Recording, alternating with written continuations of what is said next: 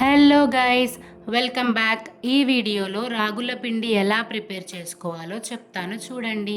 ఇక్కడ మేము 1 kg రాగులు తీసుకున్నాము. ఇలా చూపిస్తున్న విధంగా వాటర్లో మంచిగా కడుక్కొని గాలించుకోవాలి. డస్ట్ అంతా ఏమన్నా ఉన్నా లాస్ట్లో వచ్చేస్తుంది.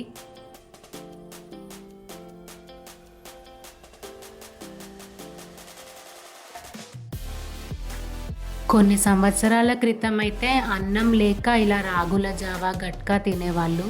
అదే ఇప్పుడు హెల్దీ ఫుడ్ అని అందరూ ప్రిఫర్ చేస్తున్నారు. తరువాత కొన్ని వాటర్ పట్టుకొని ఓవర్ నైట్ రాగులని మంచిగా నాననివ్వాలి.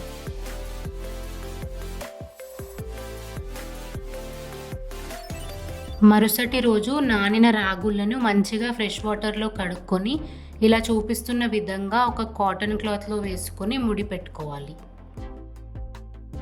ఈ రాగుల పిండిలో చాలా మంచి ప్రోటీన్స్ ఉంటాయి. హెల్త్కి చాలా మంచిది. షుగర్ ఉన్న వాళ్ళకి షుగర్ కంట్రోల్ అవుతుంది. అలాగే చిన్నపిల్లలు ఉన్న వాళ్ళకి మంచిగా మనం ఉగ్గులాగా పెట్టొచ్చు.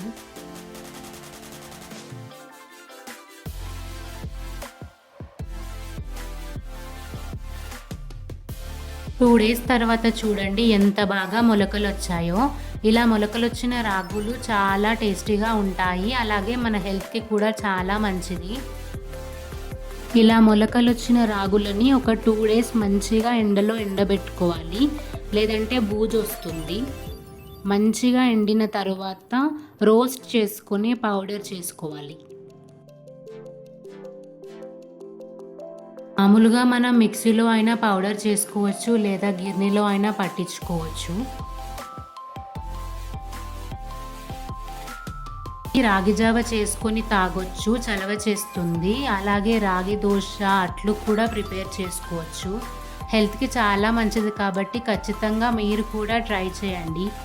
ఈ ప్రాసెస్ నచ్చితే do like, share and subscribe and also wait for my next vlog. Bye by.